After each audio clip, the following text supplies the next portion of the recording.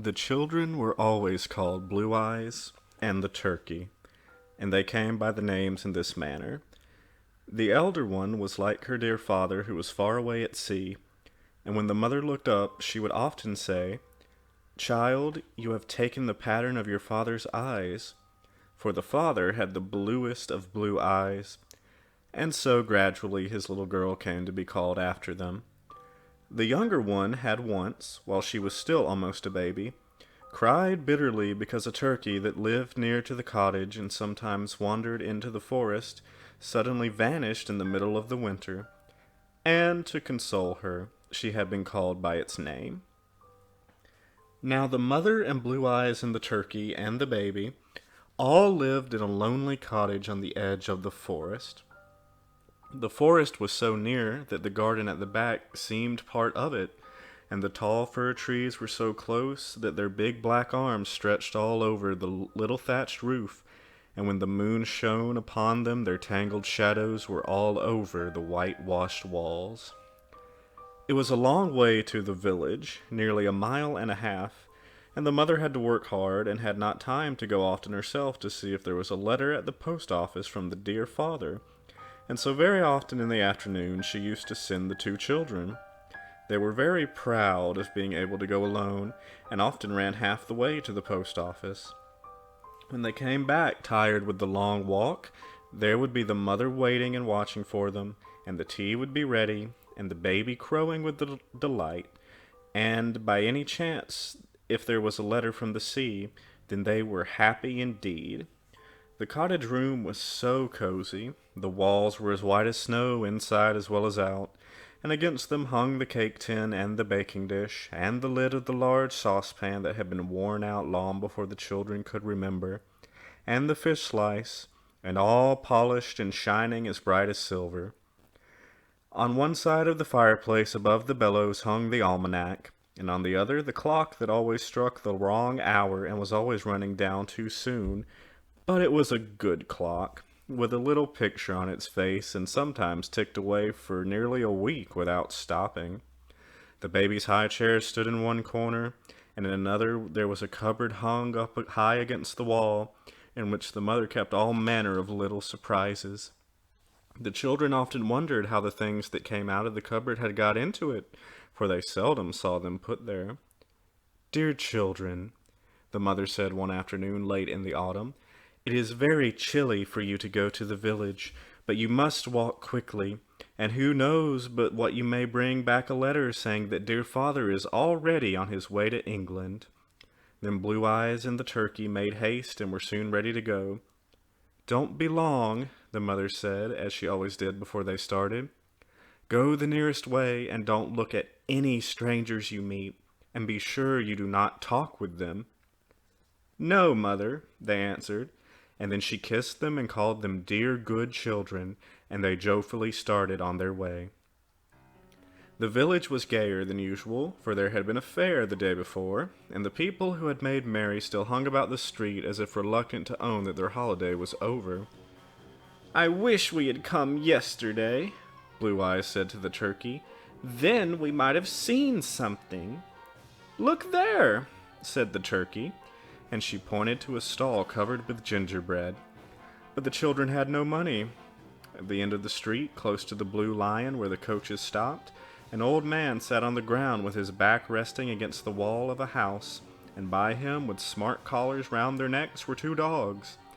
Evidently they were dancing dogs, the children thought, and longed to see them perform, but they seemed as tired as their master and sat quite still beside him, looking as if they had not even a single wag left in their tails. "Oh, I do wish we had been here yesterday," Blue Eyes said again, as they went on to the grocer's, which was also the post office. The postmistress was very busy weighing out half-pounds of coffee, and when she had time to attend to the children, she only just said, "No letter for you today," and went on with what she was doing.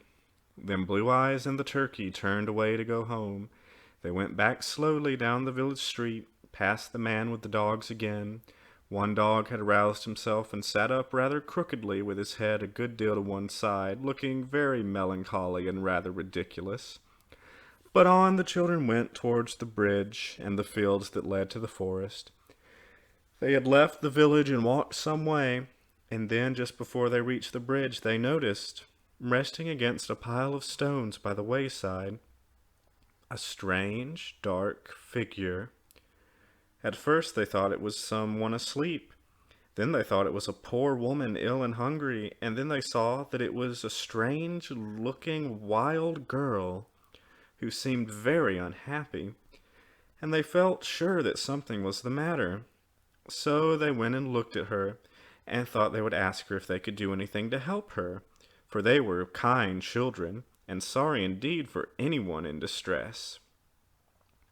The girl seemed to be tall, and was about 15 years old. She was dressed in very ragged clothes.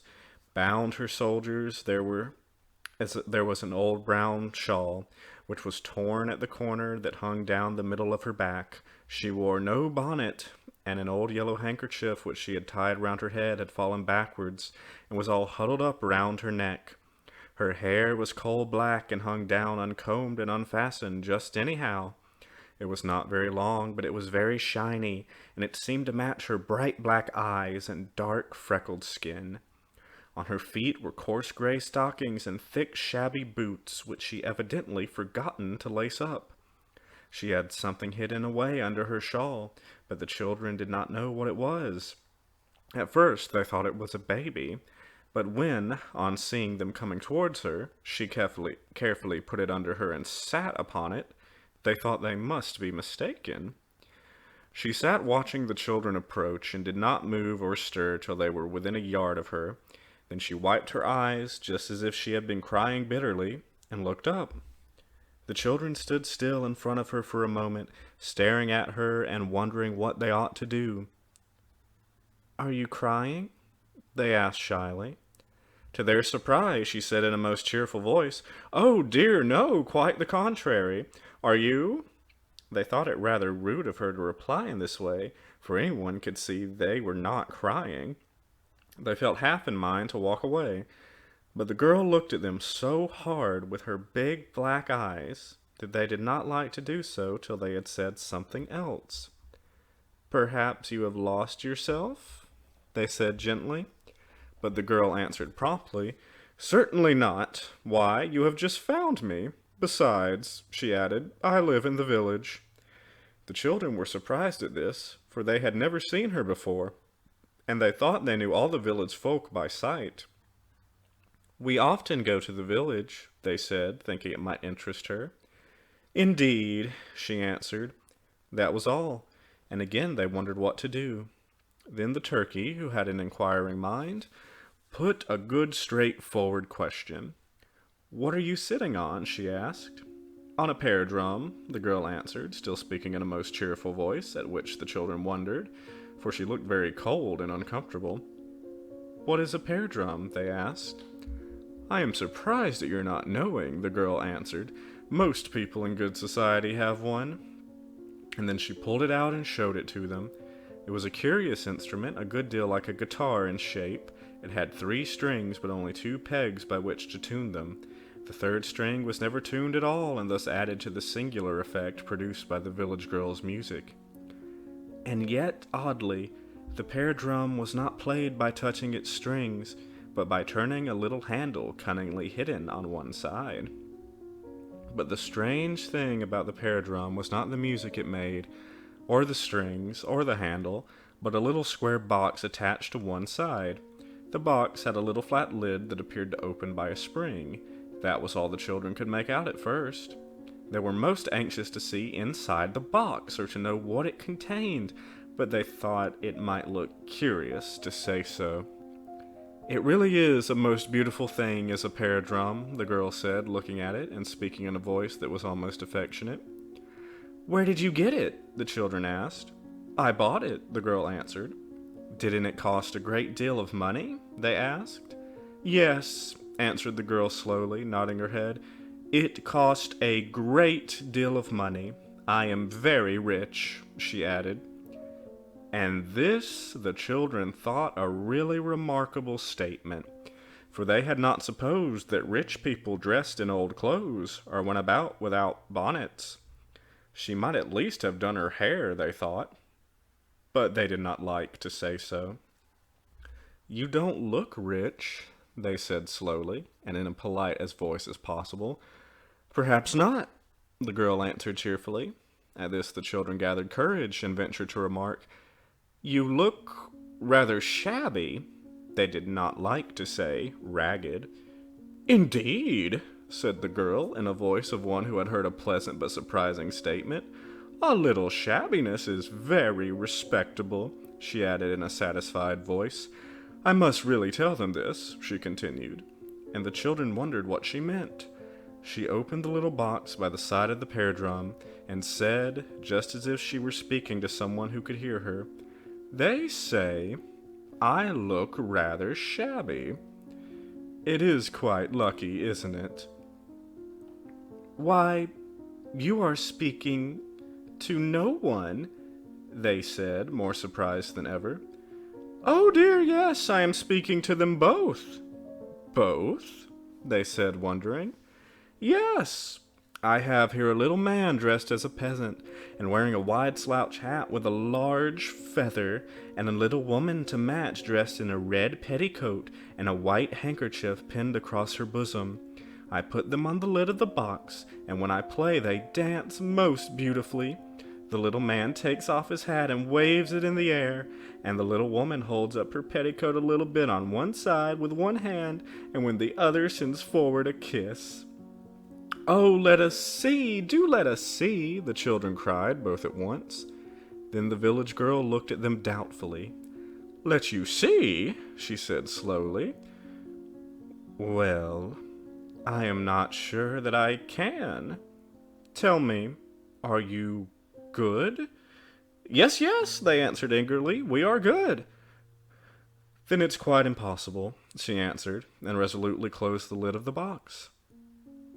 They stared at her in astonishment. "But we are good," they cried, thinking she must have misunderstood them. "We are very good. Mother always says we are."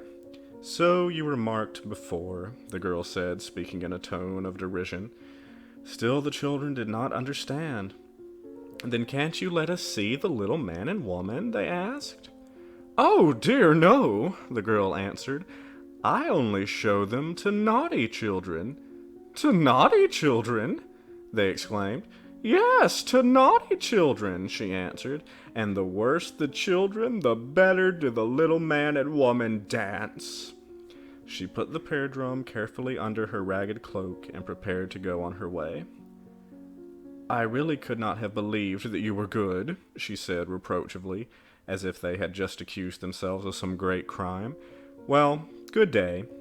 "Oh, but do show us the little man and woman," they cried. "Certainly not. Good day," she said again. "Oh, but we will be naughty," they said in despair. "I'm afraid you couldn't," she answered, shaking her head. "It requires a great deal of skill, especially to be naughty." "Well, good day," she said for the third time. "Perhaps I shall see you in the village tomorrow." And she swiftly walked away, while the children felt their eyes fill with tears and their hearts ache with disappointment. "If only we had been naughty," they said. "We should have seen them dance. We should have seen the little man holding her red petticoat in her hand, and the little man waving his hat. Oh, what shall we do to make us let her see them?" "Suppose," said the turkey, "we try to be naughty today. Perhaps she would let us see them tomorrow." "But oh," said Blue Eyes, "I don't know how to be naughty. No one ever taught me." The turkey thought for a few minutes in silence. "I think I can be naughty if I try," she said. "I'll try tonight." And then poor Blue Eyes burst into tears. "Oh, don't be naughty without me," she cried.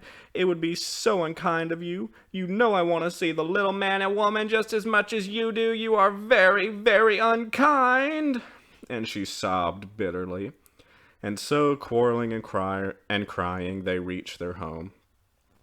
Now when their mother saw them, she was greatly astonished, and fearing they were hurt, ran to meet them. "Oh, my dear children, oh, my dear, dear children," she said, "what is the matter? But they did not dare tell their mother about the village girl and the little man and woman, so they answered, "Nothing's the matter, nothing at all is the matter," and cried all the more. "But why are you crying?" she asked in surprise. "Surely we may cry if we like," they sobbed. "We are very fond of crying." "Poor children," the mother said to herself. "They are tired and perhaps they are hungry. After tea they will be better." And she went back to the cottage and made the fire blaze until its reflection danced about on the tin lids upon the wall, and she put the kettle on to boil and set the tea things on the table and opened the window to let in the sweet fresh air and made all things look bright. Then she went to the little cupboard hung up high against the wall and took out some bread and put it on the table and said in a loving voice, "Dear little children, come and have your tea. It is quite ready for you. And see, there's the baby waking up from her sleep. We will put her in the high chair and she will crow at us while we eat." But the children made no answer to the dear mother. They only stood still by the window and said nothing. "Come, children," the mother said again. "Come, Blue Eyes, and come, my turkey. Here is nice sweet bread for tea." Then Blue Eyes and the turkey looked round, and when they saw the tall loaf, baked crisp and brown, and the cups all in a row, and the jug of milk all waiting for them, they went to the table and sat down and felt a little happier. And the mother did not put the baby in the high chair after all, but took it on her knee, and danced it up and down, and sang little snatches of songs to it, and laughed and looked content, and thought of the father far away at sea, and wondered what he would say to them all when he came home again. Then suddenly she looked up and saw that the turkey's eyes were full of tears. "Turkey!" she exclaimed. "My dear little turkey, what's the matter? Come to mother, my sweet, come to own mother." And putting the baby down on the rug, she held out her arms, and the turkey, getting up from her chair, ran swiftly into them. "Oh, mother!" she sobbed. "Oh, dear mother! I do so want to be naughty." "My dear child!" the mother exclaimed. "Yes, mother," the child sobbed more and more bitterly. "I do so want to be very, very naughty." And then Blue Eyes left her chair also, and rubbing her face against the mother's shoulder, cried sadly, "And so do I, mother. Oh, I'd give anything to be very, very naughty." "But my dear children," said the mother in astonishment, "why do you want to be naughty?" "Because we do. Oh, what shall we do?" they cried together. "I should be very angry if you were naughty, but you could not be, for you love me," the mother answered. "Why couldn't we be naughty because we love you?" they asked. "Because it would make me very unhappy, and if you love me, you couldn't make me unhappy." "Why couldn't we?" they asked. Then the mother thought a while before she answered. And when she did so, they hardly understood, perhaps because she seemed to be speaking rather to herself than to them. "Because if one loves well," she said gently, "one's love is stronger than all bad feelings in one, and conquers them. And this is the test whether love be real or false. Unkindness and wickedness have no power over it." "We don't know what you mean," they cried, "and we do love you, but we want to be naughty." "Then I should know that you did not love me," the mother said. "And what should you do?" asked Blue Eyes. "I cannot tell. I should try to make you better." "But if you couldn't, if we were very, very, very naughty and you wouldn't be good, then what then?" "Then," said the mother sadly, and while she spoke her eyes filled with tears and a sob almost choked her. "Then," she said, "I shall have to go away and leave you, and to send home a new mother with glass eyes and a wooden tail." "You couldn't!" they cried. "Yes, I could," she answered in a low voice, "but it would make me very unhappy, and I will never do it unless you are very, very naughty, and I am obliged." "We won't be naughty," they cried. "We will be good. We will hate a new mother, and she shall never come here." And they clung to their own mother and kissed her fondly. But then they went to bed and sobbed bitterly, for they remembered the little man and woman and longed more than ever to see them. But how could they bear to let their own mother go away and a new one take her place? Part 2. "Good day," said the village girl when she saw Blue Eyes and the turkey approach. She was again sitting by the heap of stones, and under her shawl the pear drum was hidden. She looked just as if she had not moved since the day before. "Good day," she said, in the same cheerful voice in which she had spoken yesterday. "The weather is really charming." "Are the little man and woman there?" the children asked, taking no notice of her remark. "Yes, thank you for inquiring after them," the girl answered. "They are both here and quite well. The little man is learning how to rattle the money in his pocket, and the little woman has heard a secret. She tells it when she dances." "Oh, do let us see," they entreated. "Quite impossible, I assure you," the girl answered promptly. "You see, you are good." "Oh," said Blue Eyes sadly, "but Mother says if we are naughty, she will go away and send home a new mother with glass eyes and a wooden tail." "Indeed," said the girl, still speaking in the same unconcerned voice. "That's what they all say." "What do you mean?" asked the turkey. "They all threaten that kind of thing. Of course, there really are no mothers with glass eyes and wooden tails. They would be much too expensive to make." And the common sense of this remark, the children, especially the turkey, saw at once. But they merely said, half crying, "We think you might let us see the little man and woman dance." "The kind of thing you would think," remarked the village girl. "But will you if we are naughty?" they asked in despair. "I fear you could not be naughty. That is, really, even if you tried," she said scornfully. "Oh, but we will try, we will indeed," they cried. "So do show them to us." "Certainly not beforehand," answered the girl, getting up and preparing to walk away. "But if we are very naughty tonight, will you let us see them tomorrow?"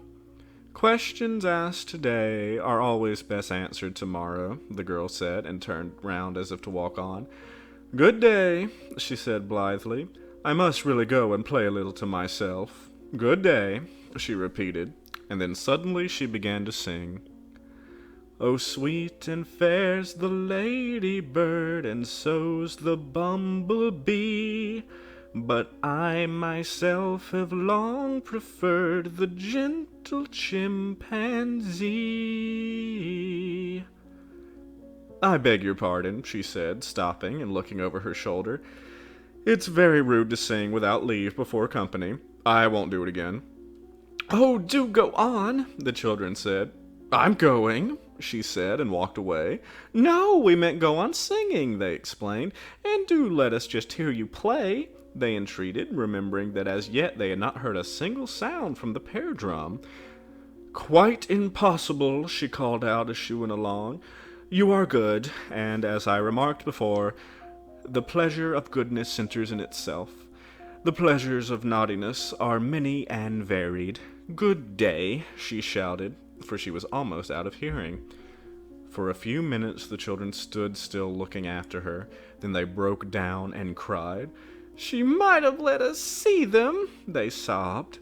The turkey was the first to wipe away her tears. "Let us go home and be very naughty," she said. "Then perhaps she will let us see them tomorrow." "But what shall we do?" asked Blue Eyes, looking up. Then together, all the way home, they planned how to begin being naughty.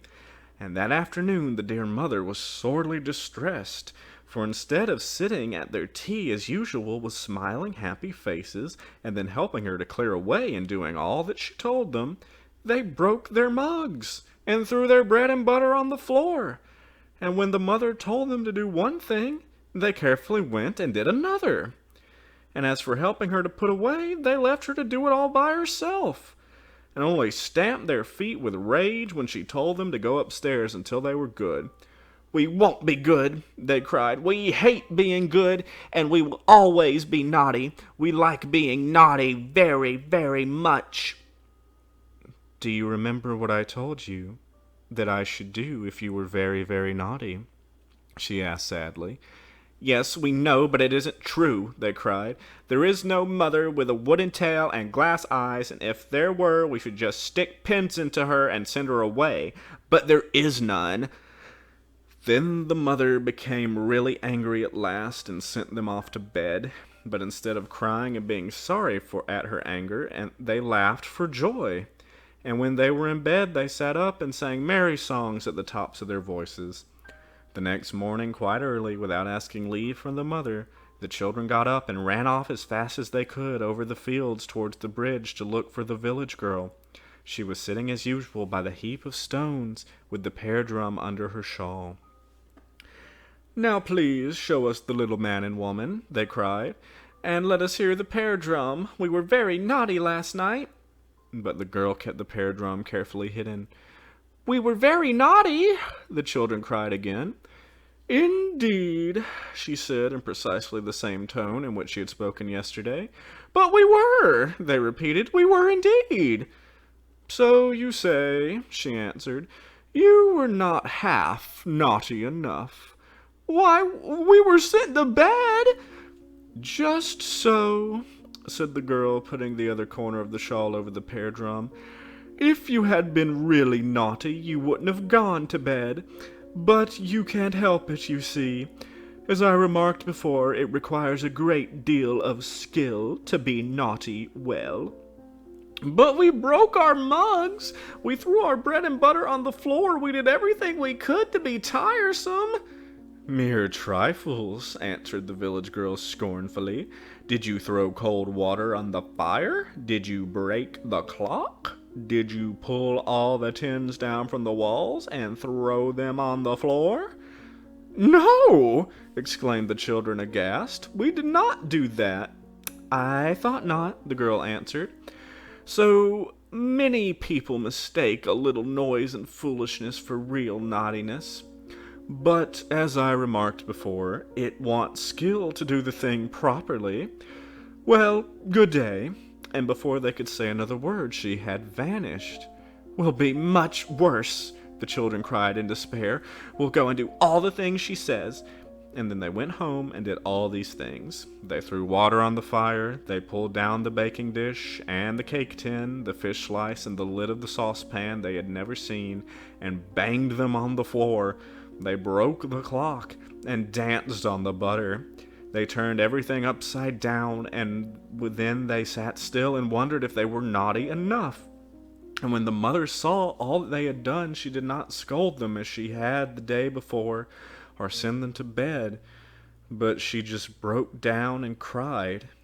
And she looked at the children and said sadly, Unless you are good tomorrow, my poor blue eyes and turkey, I shall indeed have to go away and come back no more. And the new mother I told you about will come to you. They did not believe her, yet their hearts ached when they saw how unhappy she looked, and they thought within themselves that when they once had seen the little man and woman dance, they would be good to the dear mother forever afterwards. But they could not be good now, till they had heard the sound of the pear drum, seen the little man and woman dance, and heard the secret told. Then they would be satisfied. The next morning, before the birds were stirring, before the sun had climbed high enough to look in at their bedroom window, or the flowers had wiped their eyes ready for the day, the children got up and crept out of the cottage and ran across the fields. They did not think the village girl would be up so very early, but their hearts had ached so much at the sight of their mother's sad face that they had not been able to sleep, and they longed to know if they had been naughty enough, and if they might just once hear the pear drum, and see the little man and woman, and then go home and be good forever. To their surprise, they found the village girl sitting by the heap of stones, just as if it were her natural home. They ran fast when they saw her, and they noticed that the box containing the little man and woman was open, but she closed it quickly when she saw them, and they heard the clicking of the spring that kept it fast. "We have been very naughty," they cried. "We have done all the things you told us. Now will you show us the little man and woman?" The girl looked at them curiously, then drew the yellow silk handkerchief she sometimes wore around her head out of her pocket, and began to smooth out the creases in it with her hands. "You really seem quite excited," she said in her usual voice. "You should be calm. Calmness gathers in and hides things like a big cloak, or like my shawl does here, for instance." And she looked down at the ragged covering that hid the pear drum. "We have done all the things you told us," the children cried again, "and we do so long to hear the secret." But the girl only went on, smoothing out her handkerchief.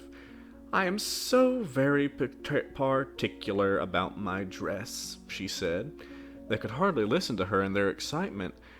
"But do tell if we may see the little man and woman," they entreated again. "We have been so very naughty, and Mother says she will go away today and send home a new mother if we are not good." "Indeed," said the girl, beginning to be interested and amused. "The things that people say are most singular and amusing. There is an endless variety in language." But the children did not understand, only entreated once more to see the little man and woman.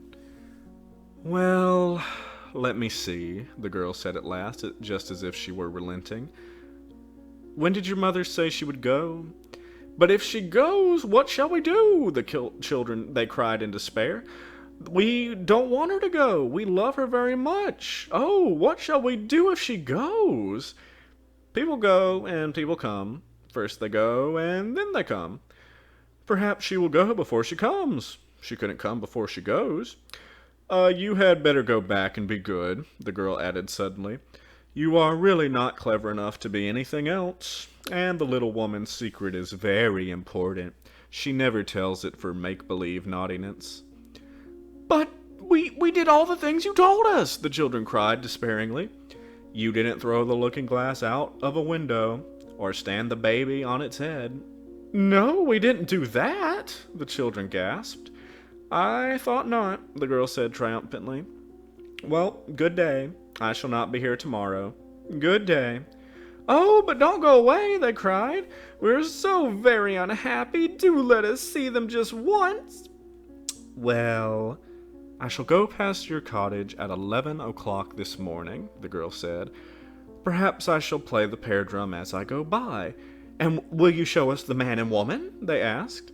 "Quite impossible, unless you have really deserved it. Make-believe naughtiness is only spoilt goodness. Now if you break the looking-glass and do the things that are desired—" "Oh, we will!" they cried. "We will be very naughty until we hear you coming." "It's a waste of time, I fear," the girl said politely, "but of course I should not like to interfere with you. You see, the little man and woman, being used to the best society, are very particular. Good day," she said, just as she always said, and then quickly turned away. But she looked back and called out, 11 o'clock! I shall be quite punctual. I am very particular about my engagements." Then again the children went home, and were naughty, oh, so very, very naughty, that the dear mother's heart ached, and her eyes filled with tears, and at last she went upstairs and slowly put on her best gown and her new sunbonnet, and she dressed the baby all in its Sunday clothes, and then she came down and stood before Blue Eyes and the turkey, and just as she did so, the turkey threw the looking-glass out of the window, and it fell with a loud crash upon the ground.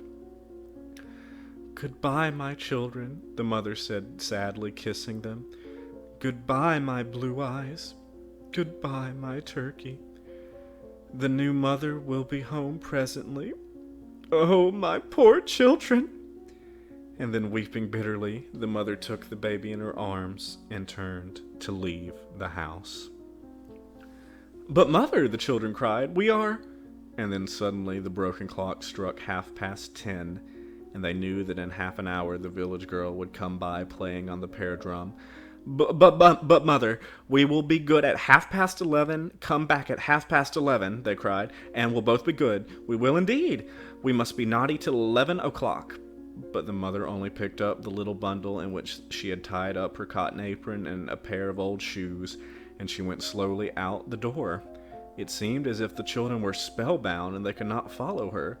They opened the window wide and called after her, "Mother, mother, dear mother, come back!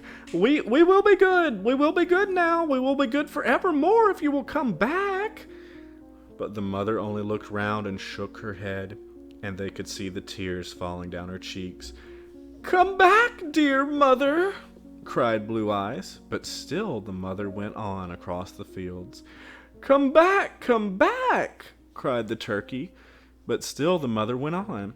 Just by the corner of the field she stopped and turned, and waved her handkerchief, all wet with tears, to the children at the window. She made the baby kiss its hand, and in a moment mother and baby had vanished from their sight.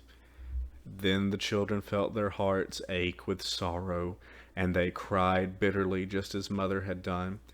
And yet they could not believe that she had gone. Surely she would come back, they thought. She would not leave them altogether. But oh, if she did! If she did! If she did! And then the broken clock struck 11, and suddenly there was a sound, a quick, clanging, jangling sound with a strange, discordant one at intervals. And they looked at each other with their hearts stood still, for they knew it was the pear drum. They rushed to the open window, and there they saw the village girl coming towards them from the fields, dancing along and playing as she did. Behind her, walking slowly, and yet ever keeping the same distance from her, was the man with the dogs whom they had seen asleep by the Blue Lion on the day they first saw the girl with the pear drum. He was playing on a flute that had a strange shrill sound. They could hear it plainly above the jangling of the pear drum. After the man followed the two dogs, slowly waltzing round and round on their hind legs. "We have done all you told us," the children called, when they had recovered from their astonishment. "Come and see! And now show us the little man and woman." The girl did not cease her playing or her dancing, but she called out in a voice that was half speaking, half singing, and seemed to be timed to the strange music of the pear drum. "You did it all badly. You threw the water on the wrong side of the fire. The tin things were not quite in the middle of the room. The clock was not broken enough. You did not stand the baby on its head." Then the children, still standing spellbound by the window, cried out, entreating and wringing their hands, "Oh, but we have done everything you told us, and mother has gone away. Show us the little man and woman now, and let us hear the secret."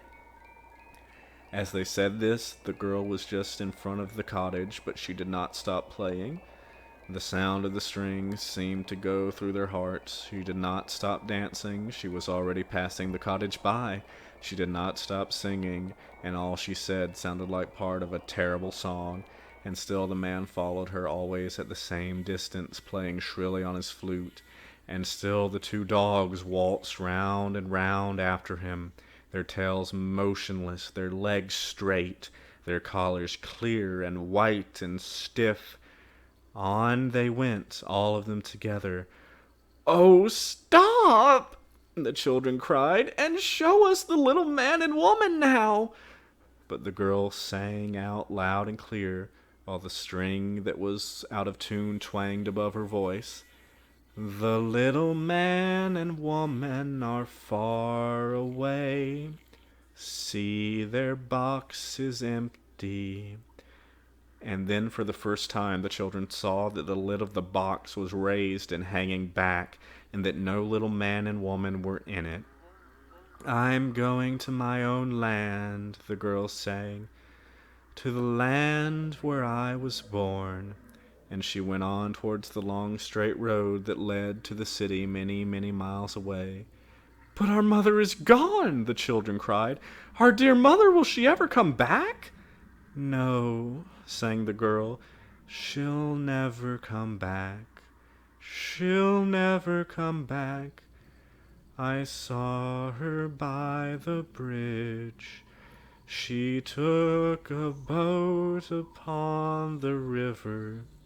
She is sailing to the sea. She will meet your father once again, and they will go sailing on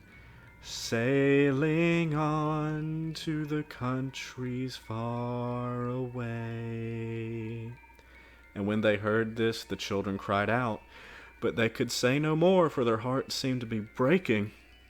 Then the girl, her voice getting fainter and fainter in the distance, called out once more to them.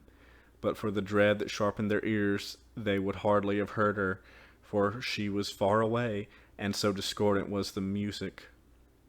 Your new mother is coming. She's already on her way. But she only walks slowly, for her tail is rather long, and her spectacles left behind. But she is coming, she is coming, coming, she is coming. The last word died away. It was the last one they ever heard the village girl utter. On she went, dancing on, and on followed the man. They could see that he was still playing, but they could no longer hear the sound of his flute. And on went the dogs, round and round and round.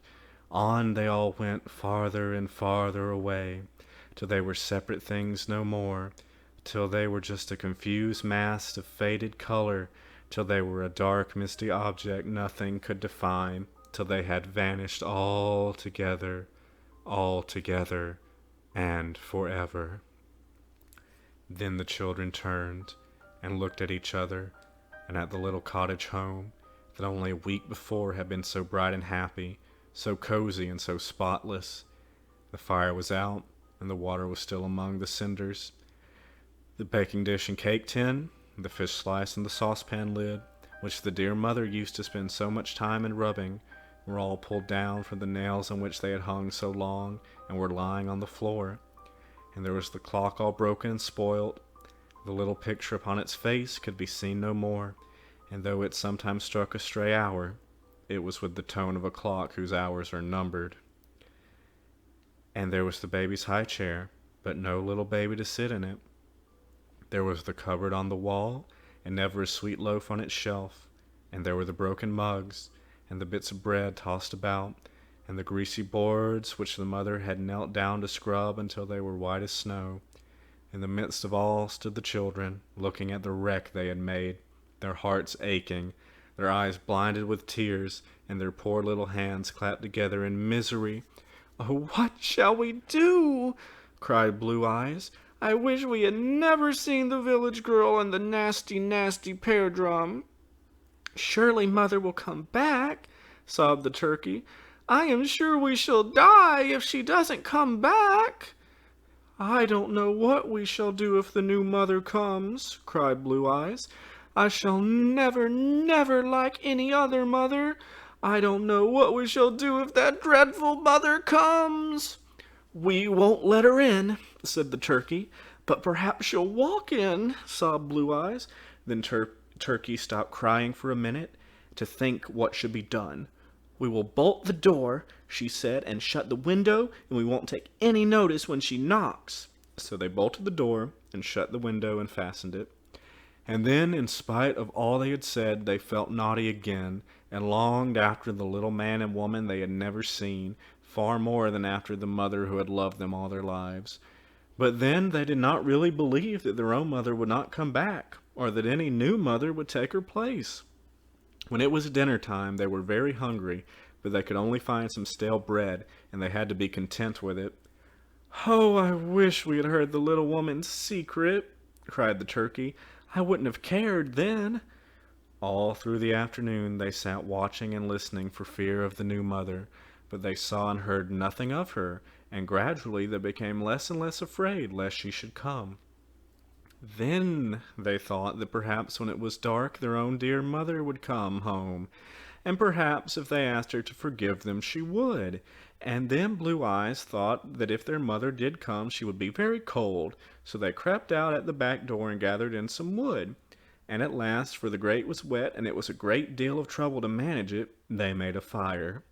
When they saw the bright fire burning, and the little flames leaping and playing among the wood and coal, they began to be happy again, and to feel certain that their own mother would return, and the sight of the pleasant fire reminded them of all the time she had waited for them to come from the post office, and of how she had welcomed them and comforted them, and given them nice warm tea and sweet bread and talked to them. Oh, how sorry they were they had been naughty, and all for that nasty village girl. They did not care a bit about the little man and woman now, or want to hear the secret. They fetched a pail of water and washed the floor. They found some rag and rubbed the tins till they looked bright again, and putting a footstool on a chair, they got up on it carefully and hung up the things in their places. And then they picked up the broken mugs and made the room as neat as they could, till it looked more and more as if the dear mother's hands had been busy about it. They felt more and more certain she would return, she and the dear little baby together, and they thought they would set the tea things for her just as she had so often set them for her naughty children. They took down the tea tray and got out the cups and put the kettle on the fire to boil and made everything look as homelike as they could. There was no sweet loaf to put on the table, but perhaps the mother would bring something from the village, they thought. At last all was ready, and Blue Eyes and the turkey washed their faces and their hands, and then sat and waited, for of course they did not believe what the village girl had said about their mother sailing away. Suddenly, while they were sitting by the fire, they heard a sound, as of something heavy being dragged along the ground outside, and then there was a loud and terrible knocking at the door. The children felt their hearts stand still. They knew it could not be their own mother, for she would not have knocked and have turned the handle. "Oh, turkey," whispered Blue Eyes, "if it should be the new mother, what shall we do?" "We won't let her in," whispered the turkey, for she was afraid to speak aloud, and again there came a long and loud and terrible knocking at the door. "What shall we do? Oh, what shall we do?" cried the children in despair. "Oh, go away," they called out. "Go away. We won't let you in. We will never be naughty any more. Go away, go away." But again there came a loud and terrible knocking. "She'll break the door if she knocks so hard," cried Blue Eyes. "Go and put your back to it," whispered the turkey, "and I'll peep out the window and try and see if it really is the new mother." So in fear and trembling, Blue Eyes put her back against the door, and the turkey went to the window, and pressing her face against one side of the frame, peeped out. She could just see a black satin poke bonnet with a frill round the edge, and a long bony arm carrying a black leather bag. From beneath the bonnet there flashed a strange bright light, and Turkey's heart sank, and her cheeks turned pale, for she knew it was the flashing of two glass eyes. She crept up to Blue Eyes. "It is, it is, it is," she whispered, her voice shaking with fear. "It is the new mother. She has come, and brought her luggage in a black leather bag that is hanging on her arm. Oh, what shall we do?" wept Blue Eyes, and again there was the terrible knocking. "Come and put your back against the door too, turkey," cried Blue Eyes. "I'm afraid it'll break." So together they stood with their two little backs against the door. There was a long pause. They thought perhaps the new mother had made up her mind that there was no one at home to let her in, and would go away. But presently the two children heard through the thin wooden door the new mother move a little, and then say to herself, "I must break open the door with my tail." For one terrible moment all was still, but in it the children could almost hear her lift up her tail, And then, with a fearful blow, the little painted door was cracked and splintered. With a shriek, the children darted from the spot and fled through the cottage and out the back door into the forest beyond. All night long they stayed in the darkness and the cold, and all the next day and the next, and all through the cold, dreary days and the long, dark nights that followed. They are still there, my children. All through the long weeks and months have they been there, with only green rushes for their pillows, and only the brown dead leaves to cover them, feeding on the wild strawberries in the summer, or on the nuts when they hang green, on the blackberries when they are no longer sour in the autumn, and in the winter on the little red berries that ripen in the snow. They wander about among the tall, dark firs, or beneath the great trees beyond.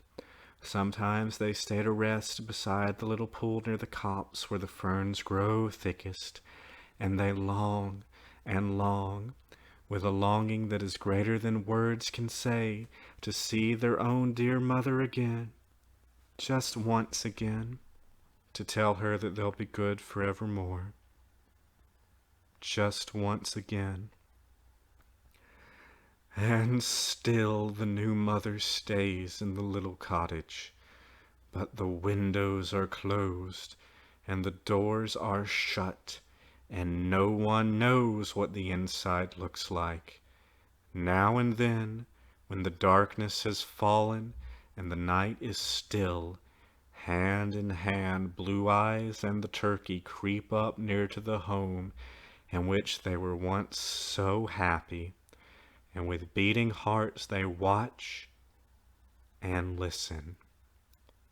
Sometimes a blinding flash comes through the window, and they know it is the light from the new mother's glass eyes. Or they hear a strange, muffled noise, and they know it is the sound of her wooden tail as she drags it along the floor. The end.